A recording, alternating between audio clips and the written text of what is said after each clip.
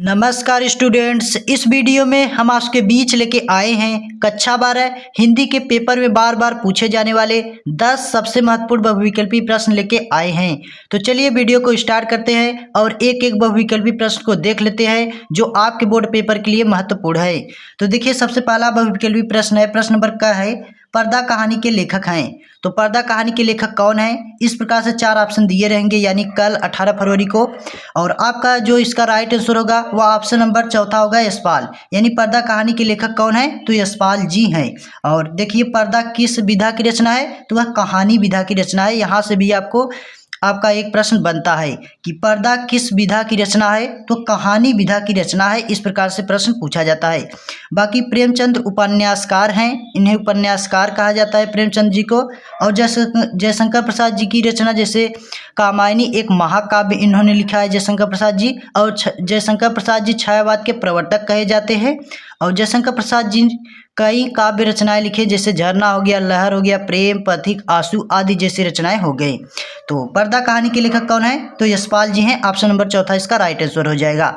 अब देखिए, अगला प्रश्न है, प्रश्न नंबर ख है, चिंतामणि किस विधा की रचना है? इसी प्रकार से प्रश्न पूछा जाएगा कि पर्दा कहानी किस विधा की रचना है, यानी पर्दा किस विधा की रचना है।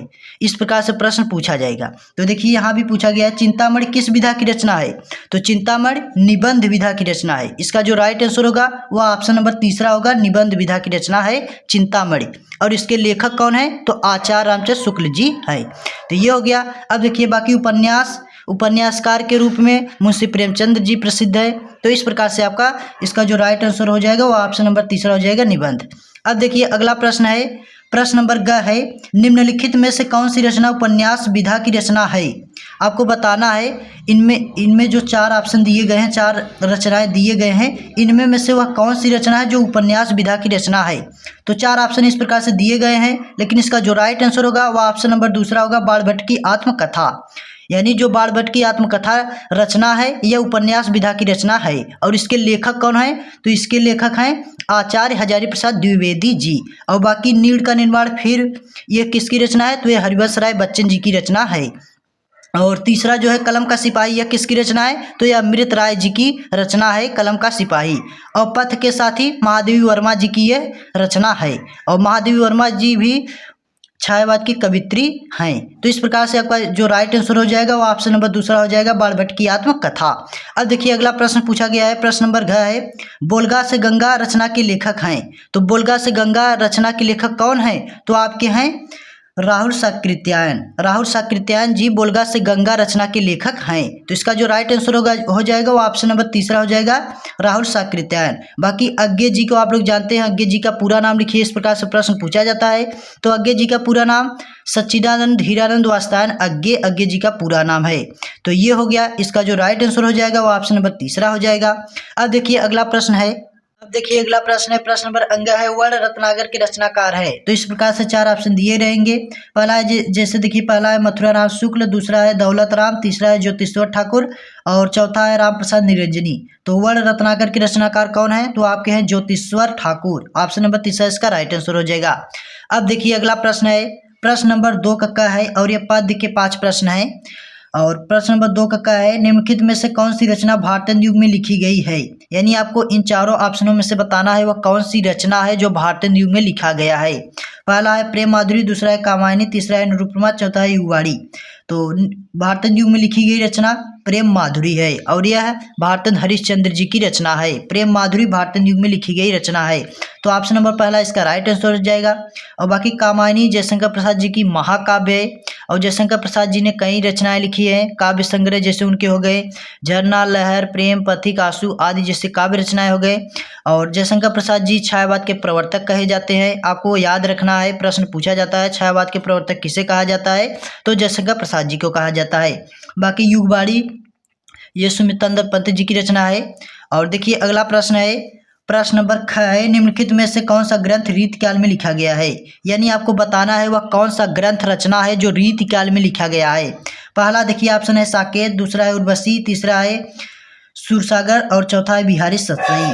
तो देखिए, जो रीतिकाल में लिखा गया ग्रंथ है, रचना है, वह बिहारी सतसई है। और यह बिहारी बिहारी लाल जी की है बिहारी सतसई रचना, जो रीतकाल में लिखा गया है।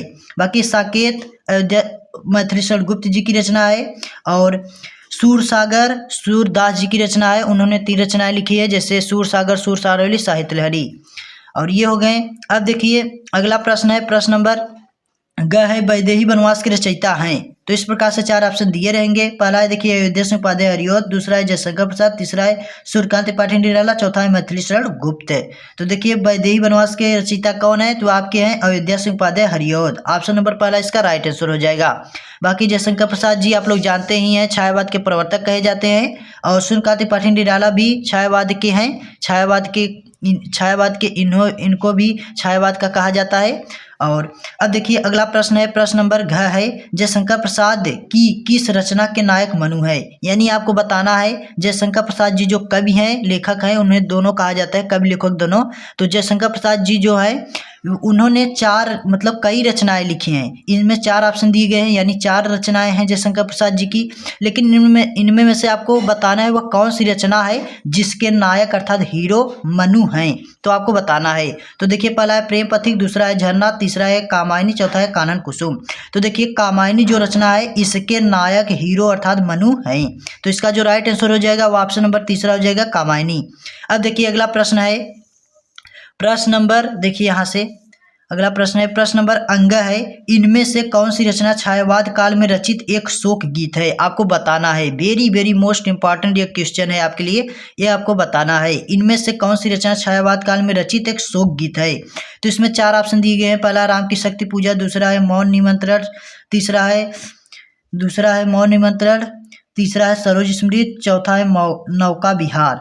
तो छायावाद काल में रचित एक शोक गीत रचना है वो कौन सा है, सरोज स्मृति जो रचना है यह शोक गीत में रचित, छायावाद काल में रचित एक शोक गीत रचना है। तो इसका जो राइट आंसर हो जाएगा वो ऑप्शन नंबर तीसरा हो जाएगा, सरोज स्मृति। तो इस प्रकार से दोस्तों आपके ये 10 महत्वपूर्ण बार बार पूछे गए, बोर्ड पेपर में बार बार पूछे गए 10 बहुविकल्पी प्रश्न थे। तो दोस्तों आप इतना प्रश्न तैयार कर लेना, यहीं से प्रश्न आपके बोर्ड पेपर में आएंगे, यानी कल 18 फरवरी को आपको देखने को मिलेगा यहीं से प्रश्न। तो दोस्तों अगर आपको ये वीडियो अच्छी लगी हो तो प्लीज़ एक लाइक कर देना, चैनल को सब्सक्राइब कर लेना और अपने दोस्तों तक शेयर कर देना। तो मिलता हूँ नेक्स्ट वीडियो लेके, तब तक के लिए जय हिंद, वंदे मातरम।